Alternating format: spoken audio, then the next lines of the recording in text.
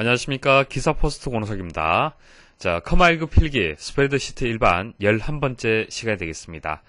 자, 우리 이전 시간에 배웠던 기능, 어떤 기능들이 있었습니까? 자, 부분 합이라든지 픽업 테이블, 픽업 차트 이런 것들을 여러분들이 배우셨죠. 자, 이런 기능들은 데이터를 분석을 하고요. 그리고 데이터를 요약하는 기능이다, 그렇게 말씀을 드렸습니다. 그래서 분석을 해서 보고서 형태로 나타낸다든지 전체 데이터를 간략화해서 요약해서 나타낸다든지, 자, 이런 기능들에 대해서 설명을 드렸었죠.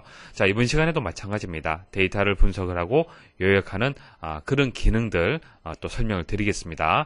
자, 시나리오, 그리고 목표값 찾기, 데이터표, 데이터 통합, 이런 4가지 기능들에 대해서 말씀을 드릴게요. 자, 각각의 기능에 대해서 실행하는 방법을 실제 실습을 통해서 보여드릴 겁니다. 그래서 여러분들이 왜 이 기능을 학습을 해야 되는지, 필요성이라든지, 그리고 각각의 개념들 제가 충분히 설명을 드리겠습니다. 그래서 기출문제들은 여러분들이 이해만 잘 하시면요, 쉽게 풀이가 됩니다. 그래서 기출문제는 여러분들이 개념 이해한 것을 가지고 좀 쉽게 풀이를 할 수 있도록 그렇게 진행하도록 하겠습니다. 자, 암기가 아니라 개념 이해를 해서 자연스럽게 여러분들 풀이를 할 수 있도록, 암기하지 않는다 하더라도 기출문제 풀 수 있도록 그렇게 강의 진행하도록 하겠습니다. 자, 먼저 첫 번째는 이제 시나리오에 대해서 말씀을 드릴게요. 시나리오. 자, 시나리오라는 단어 한 번씩 여러분들이 사용을 할 겁니다. 자, 엑셀에서는 이런 의미가 있습니다. 어떤 사건에 따른 여러 가지 가상적인 결과를 예측한다. 그러니까 예측한다라는 그런 의미가 있어요. 자, 실제 예를 가지고 한번 설명드려 볼게요. 자, 예시를 가지고 설명드리면은 이런 기능이구나라는 것을 쉽게 이해를 할 수가 있을 겁니다. 자, 한 학생에 대한 점수가 이렇게 나와 있죠. 점수가 나와 있고요. 자, 평균 점수가 또 나와 있습니다. 자, 평균이라는 것은 컴퓨터 일반부터 데이터베이스 일반까지 3개 과목의 합을 구하고 그다음 3으로 나눴을 때 구해지는 값이 되겠습니다. 그래서 이 평균이란 값은요, 각각의 과목에 대한 점수에 따라서 평균값은 계속적으로 바뀌게 될 겁니다. 자, 이 3개 과목 중에서 데이터베이스 일반, 자, 이 30점 점수가 높아질 수도 있고 낮아질 수도 있겠죠. 그래서 한번 그 값을 한번 바꿔보도록 할게요. 그래서 80점으로 바뀌었을 때의 평균값이 어떻게 바뀌는지, 자, 10점이 되었을 때 평균값이 어떻게 바뀌는지, 자, 이것을 예측을 해보자는 얘기입니다. 자, 여기서 어떤 사건이라는 것은 컴퓨터 일반에 대한 점수가 되겠죠. 컴퓨터 일반에 대한 점수 증가되었을 때 혹은 감소가 되었을 때 그때의 가상적인 결과를 찾을 수가 있다는 얘기입니다. 예측할 수 있다는 얘기예요. 자, 데이터베이스 일반의 점수에 따라서 평균 점수가 분명히 바뀌게 될 겁니다. 자, 이것을 한번 시나리오를 적용을 해보겠습니다. 자, 데이터 도구에 가시면요. 자, 데이터 탭에 데이터 도구에서 가상 분석이라고 있습니다. 자, 가상 분석을 클릭을 하시면은 오늘 배우실 기능들이 쭉 나와 있는데요. 여기서 시나리오 관리자를 클릭을 하십시오. 자, 클릭을 하시고요. 현재 적용된 것은 삭제하겠습니다. 자, 삭제하고요. 좀 정의된 시나리오가 없는 상태죠. 자, 이 상태에서 추가를 하시면 돼요.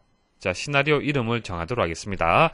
자, 2가지 시나리오를 정해 줄 겁니다. 정의를 할 건데요. 하나는 증가가 되겠습니다. 자, 증가. 자, 변경할 값은 어떤 값입니까? 자, 이 2번째 값을 변경을 할 거죠. 이 2번째 셀입니다. 그래서 이 2번째 셀을 여기서 선택을 하셔도 되고요.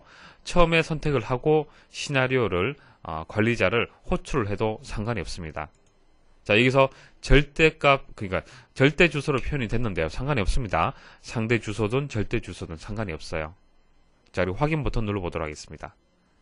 자, 확인 버튼 누르고요. 자, 해당되는 셀을 값을 어떻게 바꿀 거냐? 시나리오 값을 입력을 하셔야 됩니다. 자, 80점으로 한번 해볼게요. 됐습니까? 자, 증가라는 시나리오가 만들어졌고요. 또 추가 한번 해볼게요. 자, 감소라고 한번 해볼게요. 감소. 자, 이 2번째고요. 자, 10점으로 한번 바꿔주도록 하겠습니다. 그리고 확인 버튼 누르고요. 자, 이 상태에서 이제 증가하고 감소가 시나리오가 정의가 되었는데요. 자, 요약 버튼을 누르시면 됩니다. 자, 요약 버튼 누르시면은 현재 정의된 시나리오가 적용이 되어서 이제 그 요약 요약, 시나리오 요약 시트가 하나 만들어지든지, 아니면 픽업 테이블 형식으로 해서 보고서가 만들어집니다. 그래서 이 두 가지 중에서 선택을 하시면 돼요. 자, 시나리오 요약을 한번 선택을 해보겠습니다. 자, 선택을 하면은 처리가 되면서 별도의 시트가 만들어집니다. 자, 별도의 시트가 만들어지면서 현재 값은 30인데 증가되었을 때에 변경되는 값이 70으로 평균이 바뀌고요. 10으로 감소가 되었을 때는 평균값이 47로 바뀐다라는 시나리오 요약이 이렇게 만들어집니다. 자, 어렵지 않죠? 자, 예측을 하는데, 자, 예시에서는 증가하고 감소를 두 가지 시나리오를 정의를 해줬습니다. 일단 필요한 것은 변경될 셀. 자, 변경될 셀은 이제 데이터베이스 일반이 될 거고요. 결과 셀은 이제 평균이 되는 거죠. 그래서 데이터베이스 일반 값이 증가되었을 때 평균 값, 감소가 되었을 때 평균의 값이 어떻게 바뀌는지 이렇게 시나리오 요약표가 자동적으로 만들어집니다. 자, 기출문제 보도록 하죠. 자, 다음 중 시나리오 관리자의 실행 단추에 대한 설명으로 잘못된 것은 간단합니다. 특이한 것은 없습니다. 자, 삭제 단추는 선택한 시나리오를 제거할 때 사용하는 것으로 여기까지는 맞는 설명이에요.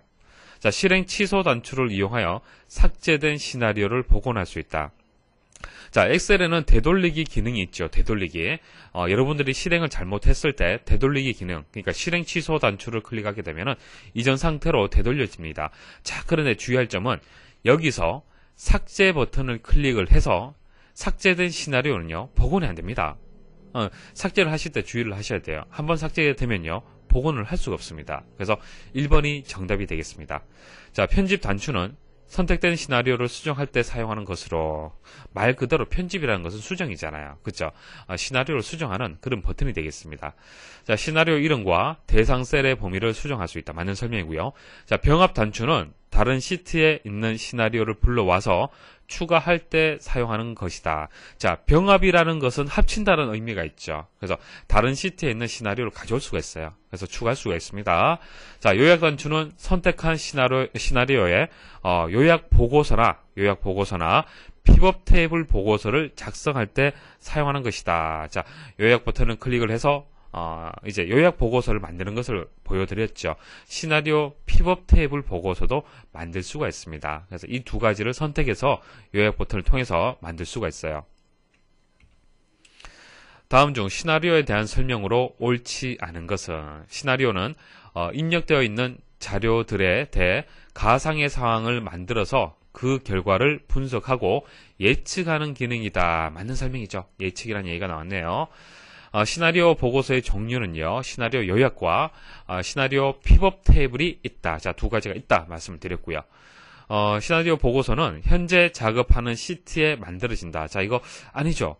현재 작업하는 시트가 아니고요, 새로운 시트에 만들어졌었습니다. 그래서 3번이 정답이 되겠네요. 시나리오 병합을 통하여 다른 통합 문서나 다른 워크시트에 저장된 시나리오를 가져올 수 있다. 자, 다음 중 시나리오에 대한 설명으로 옳지 않은 것은, 자, 별도의 파일로 저장하고 자동으로 바꿀 수 있는 값의 집합이다. 자, 이거 별도의 파일이라는 설명이 틀렸네요. 파일이 아니죠. 시트가 되는 겁니다. 자, 다른 시트에 만들어졌었죠. 자, 2번. 시나리오를 사용하여 워크시트 모델의 결과를 예측할 수 있다. 맞고요. 자, 여러 시나리오를 비교하기 위해 시나리오를 한 페이지에 픽업 테이블로 요약할 수 있다. 자, 픽업 테이블로 해서 보고서 만들 수 있다. 그렇게 말씀을 드렸습니다. 시나리오 요약 보고서를 만들 때는 결과 셀이 없어도 되지만 시나리오 픽업 테이블 보고서에서는 결과 셀을 반드시 지정해야 된다. 자, 지금 현재 4번에서 얘기하는 것은 요약 보고서 하고 픽업 테이블 보고서의 차이점을 좀 설명을 하는 겁니다. 요약 보고서는 결과 셀, 예시에서 말씀드렸던 필드 중에서는 평균이 되겠죠. 평균. 자, 이 결과 셀이 되는 거잖아요. 평균이 바뀌는 거지 않습니까? 그 평균이 선택하지 않아도 상관이 없다는 얘기예요. 그런데 픽업 테이블에서는 반드시 어떤 결과 셀이 선택이 돼야 됩니다. 보여드릴게요. 자, 시나리오 한번 관리자 한번 호출하겠습니다. 추가하시고요. 시나리오 이름은 증가라고 할게요. 자, 변경 셀은 선택을 하시면 돼요. 여기서 한번 클릭하시고, 자, 여기서 버튼 한번 클릭하시고, 그 다음 변경할 셀 선택하시고 엔터 입력하셔도 되고 다시 한번 클릭을 하셔도 됩니다. 확인 버튼 누르시고요. 자, 값은 80으로 바꾸도록 하겠습니다. 자, 확인 버튼 누르시고요. 일단 시나리오가 만들어졌죠. 자, 요약 버튼 클릭을 합니다. 자, 두 가지 방법이 있다 말씀을 드렸습니다. 자, 요약을 할 수가 있고 피벗 테이블 보고서로 형태로 만들 수가 있습니다. 자, 시나리오 요약 같은 경우에는 결과 셀이, 자, 지울게요. 결과 셀이 없어도 됩니다. 상관이 없어요. 확인 버튼 누르시면은 증가되는 값이 현재 30에서 80으로 증가된다. 자, 이런 식으로 요약표가 만들어져요. 상관이 없습니다. 그런데 시나리오 같은 경우에 안 된다는 얘기입니다. 자, 결과 셀이 반드시 있어야 돼요. 확인 버튼 누르시면은 결과 셀을 지정하라는 그런 메시지가 나옵니다. 그래서 선택하시고요. 확인 누르십시오. 그러면 이런 식으로 피벗 테이블 형식으로 해서 만들어집니다. 자, 그래서 4번의 설명이 맞다는 얘기고요. 자, 정답은 1번이 되겠습니다. 자, 목표값 찾기에 대해서 설명을 드릴게요. 목표값 찾기. 자, 목표값 찾기는 시나리오하고 반대입니다. 시나리오에서는 컴퓨터 일반의 값을 변경을 해서, 그죠? 뭐 80을 준다든지 10을 준다든지 이런 식으로 해서 값을 주고 평균 값이 어떻게 바뀌느냐 예측하는 그런 기능이었죠. 자, 그런 기능이었는데 이제 목표값 찾기는요 반대입니다. 자, 평균 값이 60점이 되기 위해서는 데이터베이스 일반이 얼마 값을 가져야 되느냐 이것을 찾는 겁니다. 수식으로 설명을 드리면 이런 거예요. 자, 90 더하기 40 더하기 그리고 컴퓨터 일반이 얼마 값을 가져야만 평균이 60이 되느냐, 이때 X 값을 구해주는 거예요. 그러니까 시나리오하고 반대라고 이해를 하시면 됩니다. 어렵지 않습니다. 자, 예시를 보시면은 평균이 60이 될 수 있도록 데이터베이스 일반의 점수를 찾을 겁니다. 자, 그러면은 목표값 찾기에 이 대화창에서 어떤 그 값들을 정의를 해줘야겠습니까? 자, 생각을 해보십시오. 어떤 값들이 필요할까요? 첫 번째는 수식 셀을 선택을 해줘야 됩니다. 수식 셀. 자, 반드시 수식 셀이 있어야 돼요. 보세요. 평균이란 것은 에버리지 함수를 이용을 해서 평균 값을 구하는데요. 이 세 개의 값을 가지고 구해주는 거죠.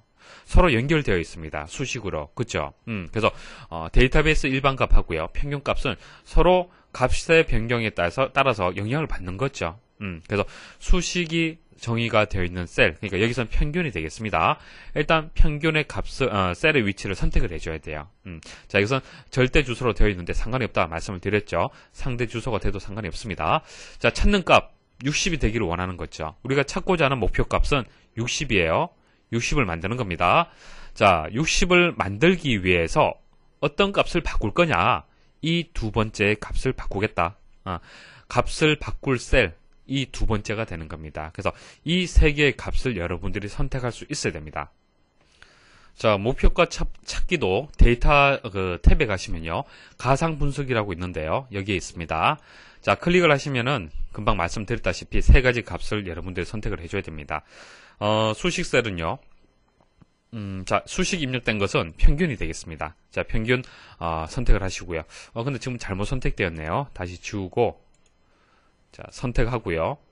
자, 됐습니다.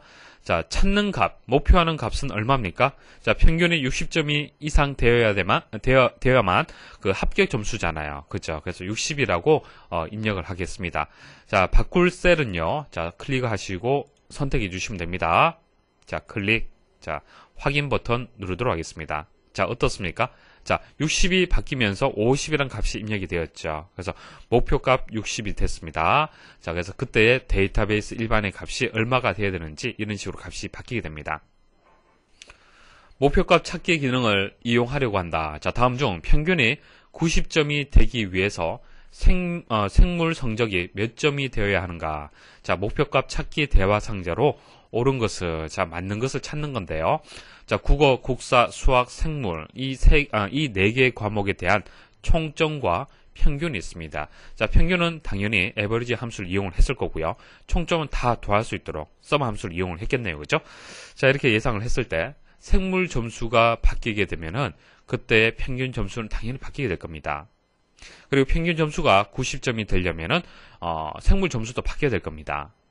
자, 그래서 목표값 찾기 기능을 이용하면 되는데요.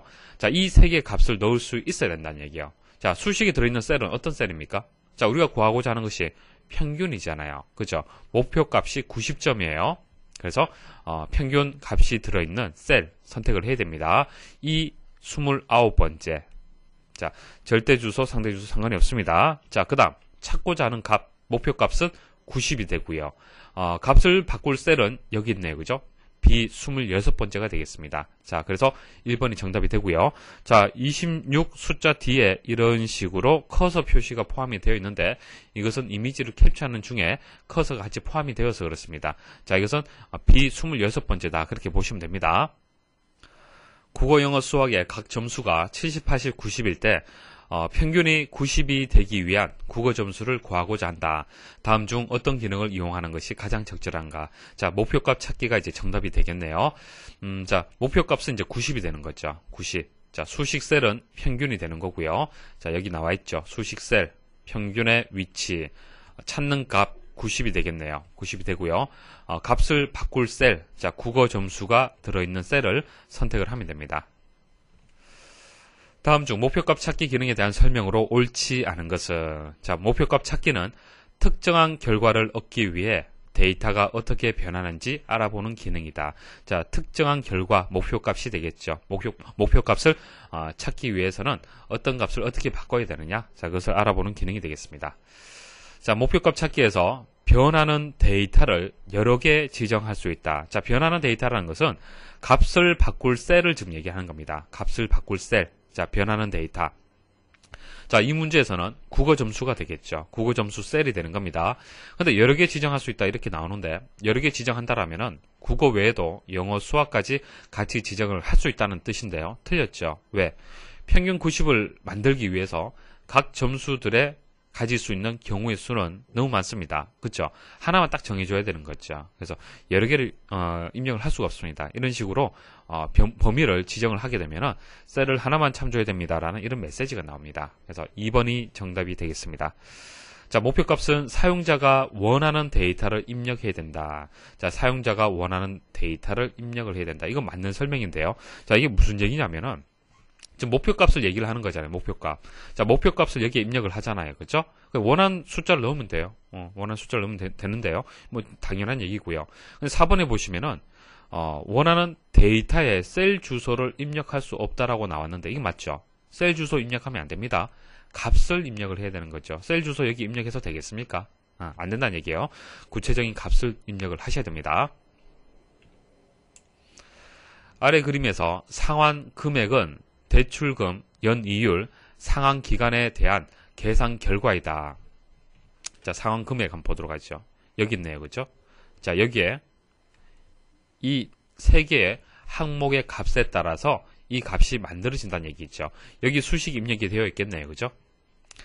자, 월 상환 금액을 8만원으로 하면 상환 기간을 얼마나 감소 혹은 증가시킬 수 있는가를 알아보고자 한다. 목표값 찾기 대화 상자에 수식 셀, 찾는 값, 값을 바꿀 셀에 들어갈 내용으로 맞게 짝지어진 것은 자, 그렇게 어려운 내용은 아니죠. 지금 관계되는 것은 이거죠. 일단 수식이 되는 겁니다. 입력이 되겠죠. 자, 이게 B 5번째입니다. B 5번째가 되는 거고요. 찾는 값은 얼마죠? 자, 8만원이 되는 거죠. 8만원. 8만원이 이렇게 입력이 돼야 되고요. 값을 바꿀 셀. 자, 상환 기간이 어떻게 바뀌느냐. 그것을 알고 싶다는 얘기잖아요. 그죠? 상환 기간이 어디 있습니까? 여기 있네요. 그죠? B 4번째. 그래서 1번이 정답이 되겠습니다. 자, 데이터 표에 대해서 또 설명을 드릴게요. 지금 계속적으로 데이터를 분석하고 요약하고 자, 그런 여러 가지 기능들을 살펴보고 있습니다. 뭐 비슷비슷한 그런 기능들이 있죠. 자, 데이터 표라는 것은 말 그대로 표로 나타나는 겁니다. 표. 특정 값의 변화에 따른 결과값의 변화 과정을 표로 나타내는 건데요. 예시를 보시면 쉽게 이해를 할 수가 있을 겁니다. 자, 여기 보시면은 매출액이 7만이잖아요. 그죠? 매출액이 7만원일 때 그때 세율을 알게 되면 세금을 계산할 수 있어요. 여러분들이 하루에 7만원을 벌었습니다. 여러분들이 하는 사업이 세율이 9.5%예요. 9.5%는 세금이란 얘기입니다. 그러면 세금으로 얼마를 납부를 해야 됩니까? 6,650원을 납부를 해야 돼요. 그걸 얘기를 하는 겁니다. 그러면 세율 변화가 7.5%, 8.5%, 10.5% 이렇게 변할 수가 있잖아요. 변했을 때 그때의 세금이 어떻게 될 거냐? 이 변화 과정을 구하는 것이 데이터표 기능이 되는 겁니다. 자, 현재 매출액이 이렇게 있고요. 그 다음 세율이 있고, 그리고 세금이 이렇게 입력되어 있습니다. 세금에는 수식으로 입력되어 있습니다. 그리고 세율은 이렇게 행으로 값이 바뀌게 될 거고요. 세금도 그 행 변화에 따라서 이렇게 행으로 값이 입력이 돼야 됩니다. 그래서 이 부분을 이제 입력할 값을 찾는 건데요.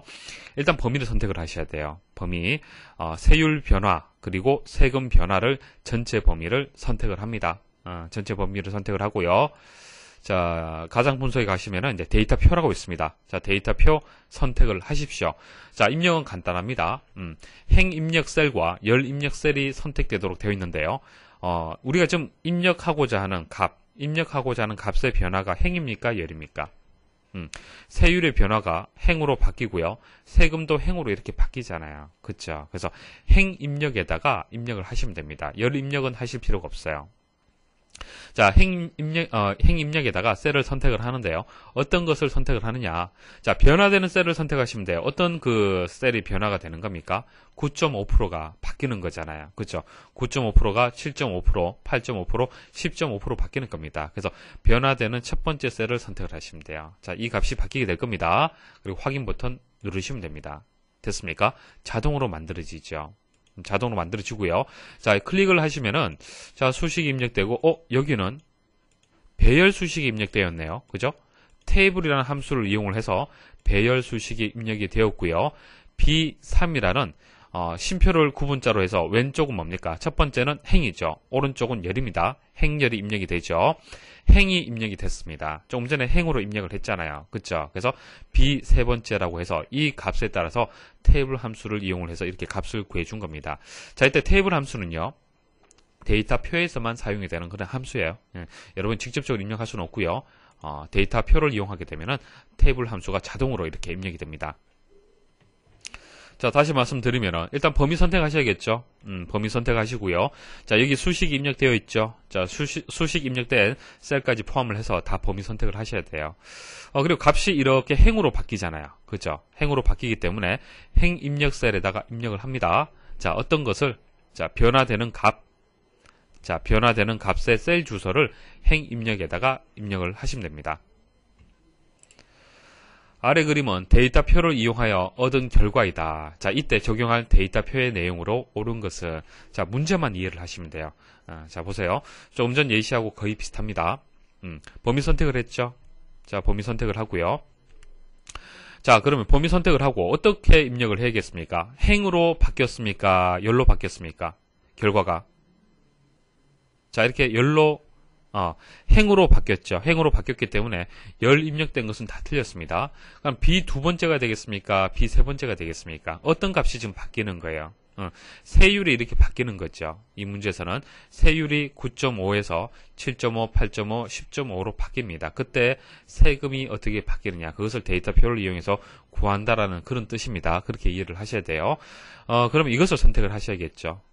그래서 B 세 번째가 정답이 되겠습니다. 다음의 워크시트는 데이터 도구, 가상 분석, 데이터표를 이용하여 가중치에 따른 성적을 계산하는 것이다. 자, C 네 번째에서 C 여덟 번째. 자, 잘 보이진 않지만은 여기 있겠네요. 그죠? 자, 셀에 데이터를 채우려고 할 때 아래 데이터표 대화 상자에 입력되어야 할 값과 실행 결과 C 네 번째에서 C 여덟 번째 셀에 설정된 배열 수식의 쌍으로 올바르게 짝지어진 것은 단 C 세 번째 셀에는 자, 수식이 이렇게 입력되어 있다는 얘기입니다. 자, 입력되어 있으며 B 세 번째에서 C 여덟 번째를 지정한 후, 자, 이게 범위 지정이 되겠죠. 여기서 여기까지 범위를 지정을 했다는 얘기입니다. 자, 데이터표를 실행을 했다는 얘기죠. 그래서 문제에서는 범위 지정까지 좀 얘기를 해줬습니다. 자, 범위 지정을 하고 데이터표를 실행을 하면 당연히 데이터표 대화 상자가 나오게 되겠죠. 자, 값이 어떻게 변하는 겁니까? 일단 문제를 좀 이해를 다시 한번 해볼까요? 일단 성적이 90이에요. 성적이 90이고요. 그때 가중치에 따라서 성적이 어떻게 바뀌느냐, 그것을 구해주는 겁니다. 자, 근데 수식이 D 두 번째 곱하기 A 두 번째라고 했어요. 자, D 두 번째는 여기 있죠. 곱하기 A 두 번째는 여기 있습니다. 비워져 있는 셀이네요. 비워져 있는 셀. 자, 이 두 개의 셀을 곱하기 연산하게 되면은 C 세 번째 셀이 만들어진다는 얘기잖아요. 당연히 90 곱하기 0은 0이 되겠죠. 성적은 0이 되는 겁니다. 0이 되는 거예요.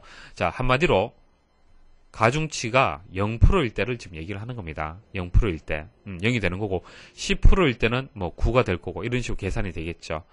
뭐 20%일 때는 18이 되는 거고요. 자, 이렇게 성적을 현재 90이라는 성적을 가중치를 곱해서 어떻게 성적이 바뀌는지, 그것을 이제 추적하는 겁니다. 찾는 건데요. 일단 범위 선택을 이렇게 하고, 자, 값이 어떻게 바뀌는 겁니까? 열입니까? 행입니까? 열이죠. 그래서 열에다가 입력을 하셔야 돼요. 열 입력을 하셔야 되는데, 어떤 값을 선택을 해줘야겠습니까? 어떤 값? 바뀌는 값. 어떤 값이 바뀌는 거예요? 가중치가 바뀌잖아요. 그 시작 지점이 어딥니까? A 두 번째잖아요. 그렇죠? 그래서 A 두 번째를 열 입력에다가 입력을 하셔야 됩니다. 자, 그리고 설정 값은 어떻게 되겠습니까? 자, 각각의 이제 셀을 선택을 하면요, 수식을 볼 수가 있는데, 테이블 함수가 입력이 된다는 얘기예요. 테이블 함수. 자, 쉼표를 기준해서 앞쪽은 행이고요, 뒤쪽은 열이죠. 그래서 열 입력 셀에 A2가 입력이 되었기 때문에 쉼표 뒷부분에 A2가 이렇게 입력이 돼야 됩니다. 그래서 2번이 정답이 되겠습니다. 아래 시트에서 이진혁의 커피 판매 실적. 자, G 다섯 번째에서, 자, G 다섯 번째가 여기네요. 자, I 다섯 번째. 여기서 여기까지네요. 자, 이게 커피 판매 실적입니다. 자, 녹차 판매 실적. 자, F 다섯 번째에서 F 여덟 번째. 자, 이게 녹차 판매 실적이네요. 변화에 따른 총 수량의 변화를, 이제 데이터표 기능을 이용하여 G 여덟 번째에서 I 여덟 번째. 자, 여섯 번째부터, 여기서부터 여기까지가 되겠네요. 그죠? 자, 이 영역을 표시하고자 한다. 그러니까 현재는 보여져 있지만은 사실 이게 없다라고 보셔야겠네요. 그죠? 없다라고 보시고 데이터표 기능을 이용해서 여기에 값을 구하라는 뜻입니다. 근데 문제를 잘 이해를 하셔야 돼요. 표가 좀 이해하기 어렵도록 표가 만들어져 있습니다. 자, 일단 왼쪽에 판매 실적표를 보시면은 상품명이 이렇게 있고요. 총수량. 자, 이것은 다 더해서 이제 썸 함수를 이용을 했겠네요. 그죠? 총수량을 구했고요. 그 다음, 자, 이것은 커피 판매 실적, 녹차 판매 실적. 그래서, 항목이 두 개입니다. 두 개가 되기 때문에 2차원이 되는 건데요. 커피 하나의 값에 따라서 이제 총수량의 변화를 우리가 구하는 것이 아니고요. 커피하고 녹차가 동시에 값이 바뀌었을 때, 그때 총수량이 어떻게 바뀌는지 그것을 구하라는 얘기입니다. 그래서 290은요, 여기에 있는 수식을 그대로 가져온 거예요. 가져온 거고요. 자, 이렇게 해석을 하시면 됩니다. 커피가 100이고 녹차가 80일 때 그때 총수량 이겁니다. 그 다음 110이고 80일 때 370, 120이고 80일 때 380, 자, 100이고 90일 때 370. 이해하시겠습니까? 그래서 이것을 구하는 겁니다. 이것을 구하는 거예요. 그럼 어떻게 구하면 될까요? 일단 범위 선택을 하셔야겠죠. 자, 여기서부터 여기까지 범위 선택을 하셔야 돼요. 범위 선택을 하시고 데이터표를 실행을 하셔야 됩니다. 실행을 하시고, 일단 이게 행과 열, 행으로 값이 변하고, 자, 행으로도 변하고 열로도 변하잖아요. 그쵸? 그래서 행과 열을 같이 입력을 해 주셔야 돼요. 같이 입력을 하셔야 되는데, 자, 행 변화는 어떻게 바뀝니까? 커피가 바뀌게 되네요. 그죠? 커피를 선택을 하셔야 돼요. C 여섯 번째, 커피 선택을 하셔야 되고요. 그 다음 열은 어떻게 되겠습니까? 열은 녹차가 바뀌잖아요. 그죠? 녹차를 선택을 하셔야 돼요. 자, 이렇게 선택을 하시면은 이 결과를 얻을 수가 있습니다. 자, 실습을 한번 해볼게요.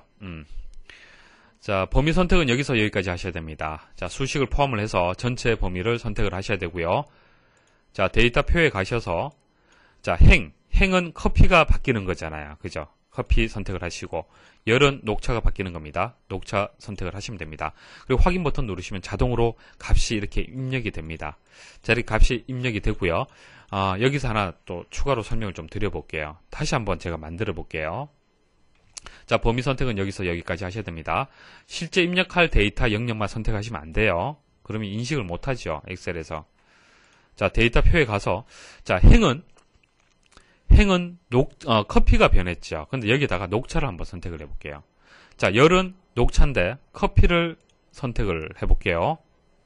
그리고 확인 버튼 눌러보겠습니다. 어떻습니까? 결과는 같죠? 결과는 같아요. 왜 그러냐면은 여기서는 상관이 없습니다. 왜? 자, 총 수량이란 것은 덧셈을 하는 거죠. A 더하기 B나 B 더하기 A나 같다는 얘기입니다. 그러니까 행렬이 바뀌어도 상관이 없어요. 자, 그리고 입력된 수식을 보시면은, 여기 보시면은, 행이 앞쪽에, 열이 뒤쪽에 들어왔죠. 그러니까, C6, 쉼표, C7 이렇게 해도 상관이 없다는 얘기입니다. 자, 문제 이해하셨죠? 그럼 보기 보도록 하겠습니다. 자, C8번째 셀과 C5번째 셀은 동일한 의미를 갖는 수식이 입력되어야 된다. 자, 맞는 설명이죠. 자, 이 셀의 수식과 이 셀의 수식은 동일한 수식, 썸이 들어가줘야 됩니다. 자, G6번째에서 I8번째 셀까지의 수식은, 자, 여기서 여기까지는, 이제 배열 수식으로 입력되어 있습니다. 자, 배열 수식을 보면은 이렇게 입력이 됐다라고, 설명이 나왔는데, 이거 맞죠? 맞습니다. 원칙적으로는 C6번째, 쉼표 C7번째가 맞죠? C6번째 커피잖아요. 그죠? 커피가 행으로 바뀌는 거고, 그 다음, 녹차는, 열로 바뀌는 겁니다. 그래서 C6번째, C7번째 하는 게 맞는데, 이게 바뀌어도 상관이 없다는 얘기입니다. 결과는 동일합니다.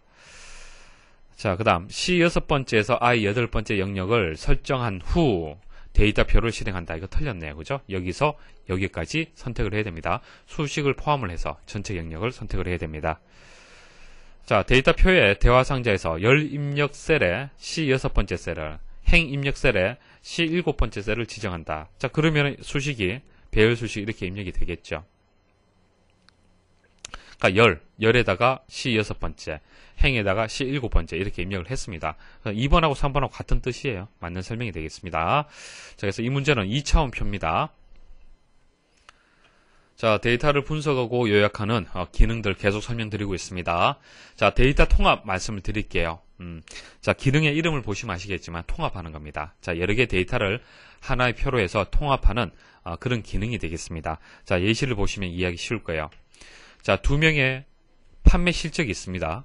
자, 그 판매 실적을 통합을 해볼게요. 자, 통합을 하는데 합계를 구할 수도 있고 여러 가지 최대값을 구할 수도 있고 최소값을 구할 수도 있고 여러 가지 함수를 이용을 할 수 있습니다. 일단 합계를 한번 구해 볼게요.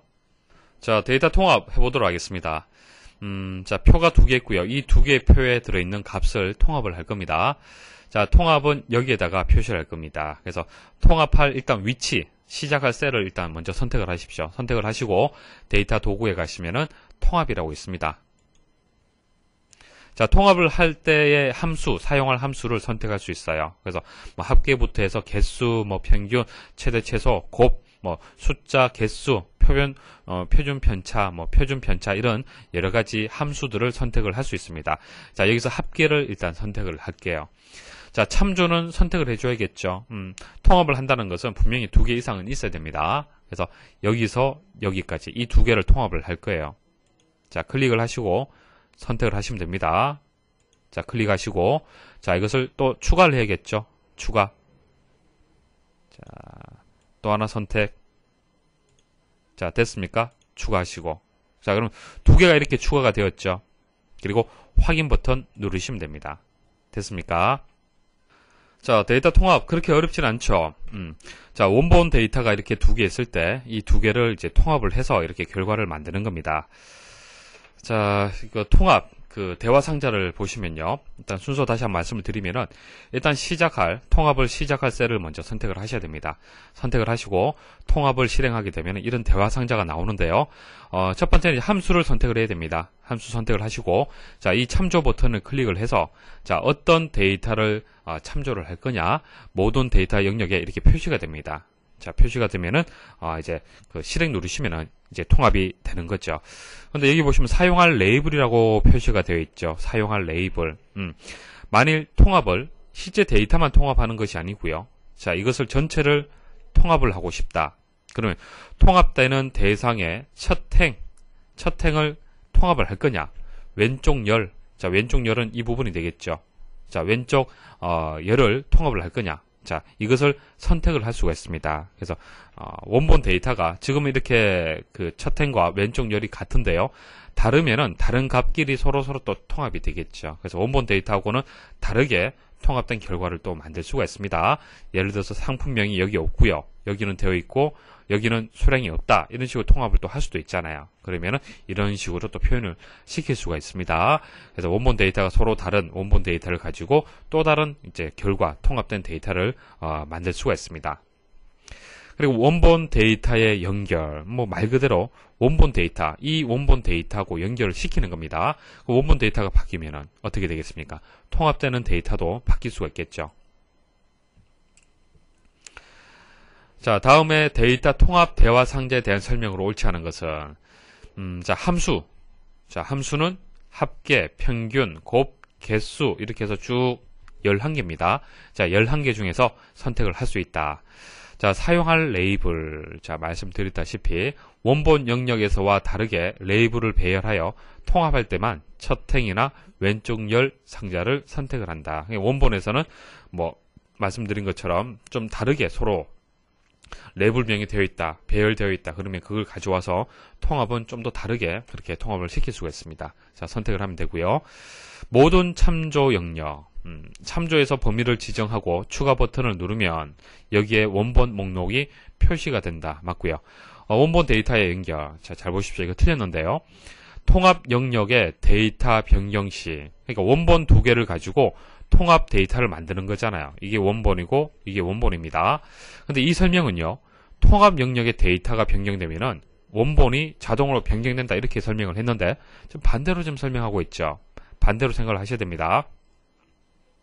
그래서 4번이 정답이 되겠습니다. 데이터 통합 작업을 설정하려고 한다. 다음 중 데이터 통합에 대한 설명으로 옳지 않은 것은 참조, 통합할 데이터 영역을 지정한다. 맞고요. 모든 참조 영역. 자, 지정한 모든 참조 영역이 표시가 된다. 맞고요. 함수, 동일 참조 영역에 대하여 2개 이상의 함수를 적용할 수 있다. 아닙니다. 하나만 선택을 할 수 있습니다. 자, 통합 기준이 한 가지만 있어야겠죠. 자, 왼쪽 열, 참조할 데이터 범위의 왼쪽 열을 통합 데이터의 첫 열로 사용한다. 맞는 설명이 되겠습니다. 다음 중 데이터 통합에 관한 설명으로 옳지 않은 것은 여러 시트에 있는 데이터나 다른 통합 문서에 입력되어 있는 데이터를 통합할 수 있다. 그러니까 하나의 시트에 있는 데이터도 통합할 수 있고요. 여러 시트에 나눠져 있어도 통합할 수도 있습니다. 그리고 다른 통합 문서, 그러니까 파일이 달라도 통합할 수 있어요. 자, 데이터 통합은 위치를 기준으로 통합할 수 있고 영역의 이름을 정의하여 통합할 수도 있다. 그러니까 영역의 이름을 이용을 해서 통합을 할 수도 있습니다. 자, 보세요. 자, 여기서 여기까지를 자, 이름을 이진형이라고 명시를 했고요. 자, 여기서 여기까지도 이제 이름을 지정을 했습니다. 자, 이렇게 이름을 지정을 했을 때 자, 참조 영역을 직접 위치를 선택하는 것이 아니고요. 자, 이름을 선택을 하셔도 돼요. 권동현. 자, 이런 식으로 추가하시면 됩니다. 확인 버튼 누르면 동일한 결과입니다. 3번 데이터 그리고 데이터 도구에 그리고 통합 대화 상자를 이용한다. 맞죠? 자, 위치를 기준으로 데이터를 통합하면 원본 영역의 항목 레이블과 데이터가 대상 영역으로 복사가 된다. 자, 데이터는 맞는데요. 데이터는 가지고 오는데 레이블은 아니죠. 레이블은 아니고 데이터만 가지고 와서 그렇게 이제 복사가 됩니다. 그래서 4번이 틀린 설명이 되겠습니다. 다음 중 데이터 표와 데이터 통합에 대한 설명으로 옳지 않은 것은 데이터 표는 특정한 값의 변화에 따른 결과값의 변화를 표 형태로 보여주는 기능이다. 데이터 표 맞죠? 맞는 설명이고요. 자, 데이터표에서 두 개의 변수에 대한 변화를 계산하려면 행과 열을 사용하는 2차원 표를 이용한다. 자, 문제를 통해서 말씀을 드렸습니다. 자, 1차원도 있지만은 2차원, 행과 열, 커피하고 녹차 설명을 드렸죠. 데이터 통합은 여러 곳에 분산 입력되어 있는 데이터를 일정한 기준에 의해서 하나로 합쳐서 계산해주는 기능이다. 자, 통합 기능을 얘기를 하는 거고요. 데이터 통합 시 원본 데이터의 행이나 열에 병합된 셀이 있어도 올바른 결과가 계산된다. 그러니까 셀이 병합되었을 때도 올바른 값이 계산이 된다는 얘기인데요. 셀이 병합되게 되면은 여러 개의 셀이 합쳐지는 거잖아요. 그렇죠? 합쳐지기 때문에 자, 합쳐진 셀하고 아닌 셀하고 이렇게 서로 어떻게 통합을 한다. 그건 좀 어렵습니다. 물론 통합은 실행은 됩니다. 실행은 되는데요. 올바른 결과가 안 나와요. 그래서 병합된 셀은 안 됩니다. 워크시트의 데이터를 분석하는 과정에서 사용되는 기능에 대한 설명으로 옳지 않은 것은 자, 데이터를 분석하고 요약하고 보고서를 만드는 여러 가지 기능들이 있죠. 자, 데이터를 통합하려면 여러 범위의 데이터 값을 결합한다. 예를 들어 각 지국별 경비를 계산한 워크시트가 있으면 통합 기능을 사용하여 회사 전체 경비를 계산하는 워크시트로 수치를 통합할 수 있다. 각 지국이 있으면 여러 개의 시트들이 있겠죠. 그것을 통합할 수 있다는 얘기입니다. 시나리오는 워크시트에서 저장하고 자동으로 바꿀 수 있는 값의 집합이다. 시나리오를 사용하면 워크시트 모델의 결과를 예측할 수 있다. 여러 가지 값의 그룹을 만들어 워크시트에 저장한 다음 새로운 시나리오를 전환하여 다른 결과를 볼 수 있다. 자, 시나리오에 대한 설명이 맞습니다. 피벗 테이블을 삽입하려면 먼저 피벗 테이블을 계산할 행들이 그룹화되도록 목록을 먼저 정렬한다. 이게 맞는 설명인가요? 자, 피벗 테이블을 하고 정렬하고 관계가 있습니까? 자, 부분합하고 관련이 있죠. 자, 부분합은 정렬이 되어야만 이제 계산을 할 수가 있습니다. 그래서 3번에 대한 설명이 틀렸네요. 한 수식의 원하는 결과만 알고 그 결과를 확인하기 위해 수식에 필요한 입력값은 모를 때, 그러니까 결과를 이제 알고 있고 입력값을 모를 때 목표값 찾기를 클릭하여 목표값 찾기 기능을 사용할 수 있다. 자, 이런 설명이죠. 자, 결과는 안다는 얘기잖아요. 목표값은 안다는 얘기잖아요. 그죠? 80이라는 목표값이 있고, 그 다음 x, y 이런 수식을 가졌을 때 x는 알고 있고 y 값을 입력값이 되는 겁니다. 자, 입력값을 모를 때 이 입력값을 찾는 것을 우리 목표값 찾기라고 합니다. 자, 지금까지 배웠던 데이터를 분석을 하고 정리를 하고 관리하고 요약하고 보고서 만들고 이런 여러 가지 기능들을 배웠습니다. 엑셀의 강점이 되겠죠. 그래서 엑셀이라는 것은 데이터만 한 번만 입력을 해주면요, 여러 가지 기능들을 이용을 해서 배열도 하고 추출도 하고 계산도 하고 보고서도 만들고 얼마든지 다양한 모양으로 만들어낼 수가 있습니다. 이런 여러 가지 기능들을 설명을 드렸는데요. 다시 한번 정리를 해볼게요. 자, 정렬이라는 것은 데이터를 재배열하는 거죠. 순서를 바꾸는 겁니다. 오름차순, 내림차순. 필터, 고급 필터 있었고 그리고 자동 필터 있었죠. 결과적으로 데이터를 추출하는 겁니다. 자, 부분합은 그룹별로 해서 계산하는 거죠. 그리고 피벗 테이블하고 피벗 차트는 요약하고 분석을 해서 보고서 형태로 만들 수가 있었습니다. 시나리오는요, 어떤 값들이 바뀌었을 때 결과값이 어떻게 바뀌느냐, 결과값을 예측하는 거였고요. 목표값은 반대였죠. 시나리오하고 상반되는 겁니다. 입력값을 예측하는 거예요. 그러니까 결과값, 그냥 목표값을 이제 알고 있을 때 입력값을 예측하는 겁니다. 자, 데이터표. 자, 입력값 변화에 따른 결과값의 변화 과정을 표 형태로 해서 볼 수가 있고요. 자, 데이터 통합은 여러 데이터를 통합할 때 필요한 그런 기능이었습니다. 자, 꼭 머리에 두셔야 되고요. 여기서 부분합이라든지 피벗 테이블하고 그리고 데이터 통합, 여기서는 함수가 있었죠. 선택할 수 있는 함수가 11개, 이런 함수가 있었습니다. 가끔 또 나오기 때문에 여러분들 좀 기억을 하셔야겠습니다. 자, 강의 들으신다고 다들 수고 많이 하셨습니다.